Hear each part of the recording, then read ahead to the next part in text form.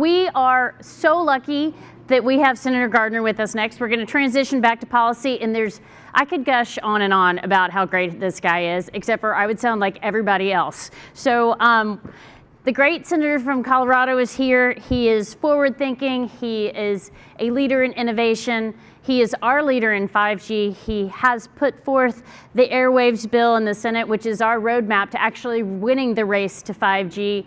And not only has he put it forward, he understands it. So I'm not going to talk anymore. I'm going to bring the senator on. You're going to love him. Thank you for being here.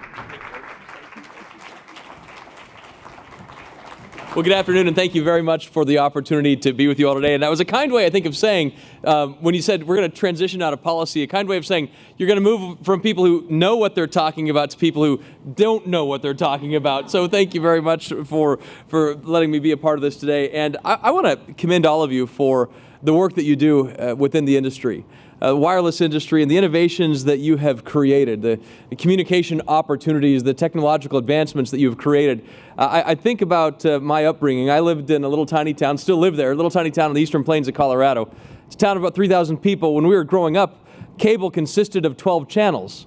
And in the eastern plains of Colorado, when we got cable, we were forced, I tell you, to watch Chicago play baseball because we got WGN. And we got TV stations out of Kansas and Illinois and not from Denver when we were there. I remember the first time we got a cell phone.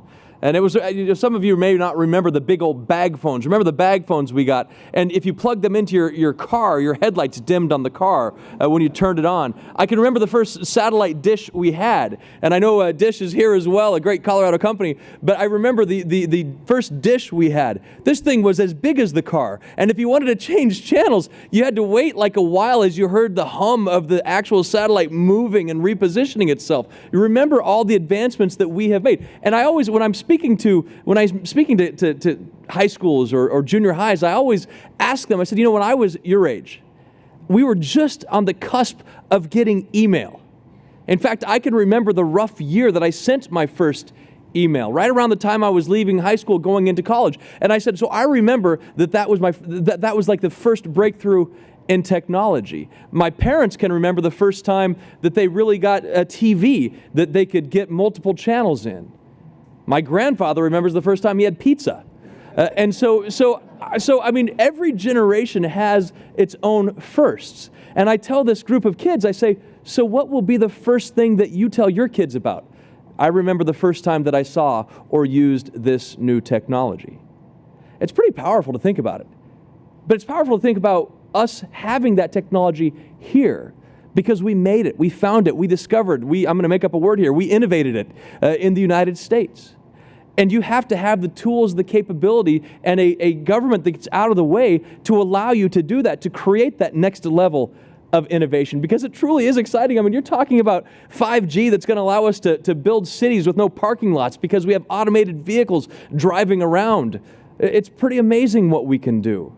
But we have to make sure that we have policies like 5G compatible policies that allow you to innovate, to flourish. And that's why I'm proud to have introduced and carried and be carrying the Airwaves Act. This is a bill that gets that lifeblood of spectrum available and in that industry pipeline to continue this great innovation and great progress, because we know there are other countries who aren't waiting for Congress.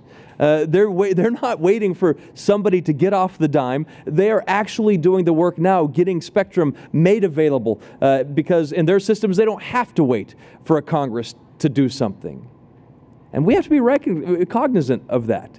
And so the Airwaves Act gets a pipeline of spectrum available for that innovation so that we can thrive, so that we can deploy, so that we can have the opportunities that we need to make a successful launch even more successful. We have to make sure that we have permit reforms in place, and so that if it takes you an hour to install some of these new little cells and whatever they're called, it takes less than a year to get the permit for them. That's kind of new innovation in public policy. Something that takes an hour to install shouldn't take a year to approve. We can do better than that, and we have to make sure we're on that mission. The other thing, of course, that we can focus on as we focus on innovation is looking at things like narrowband IoT. and opportunities that Dish and others are working on, and these kinds of technologies as we use this bridge opportunity for 5G, because it really is remarkable what we can face. The exciting opportunity we face at Spectrum, and I know Susan Brooks and others have talked about it, is the fact that we're going to take the proceeds, 10% of the proceeds out of the Airwaves Act, and we're going to apply it to underserved, unserved areas. And if you look and you add up the amount of money that we've seen in previous Spectrum auctions, this could be $6 billion that had gone toward rural broadband deployment and development. In a town like mine, where I grew up with party lines, how many of you know what party lines are, by the way? I see your age. So for those of you who don't know what party lines, it was the best intelligence gathering operation you could ever have, because you got to hear everything your neighbors are doing. So because it was a party line, you got to have them all on the same phone. So I miss it in some ways. But this will allow us to deploy and make sure that whatever your zip code is, wherever you live in Colorado or wherever you live across this country, you have the same opportunities that somebody in downtown Denver does, downtown Los Angeles, downtown New York does. And when we do that, we've truly given powers of opportunity to people around the globe and around the country. And I'll end it with this, because I know you've had a long day, but I am excited about the work that you do. And I talked about what is that great technological first that we remember growing up. This past month, I had an opportunity to travel to the Middle East. We were visiting King Abdullah in Jordan.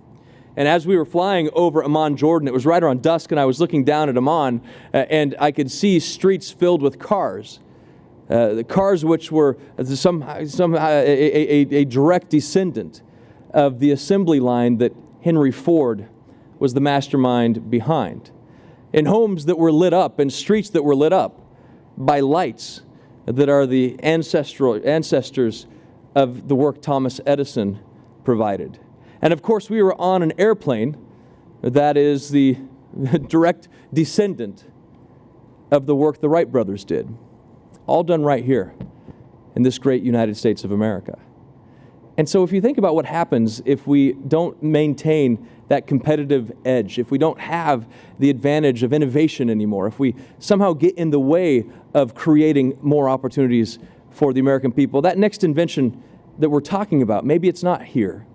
Maybe it's somewhere else.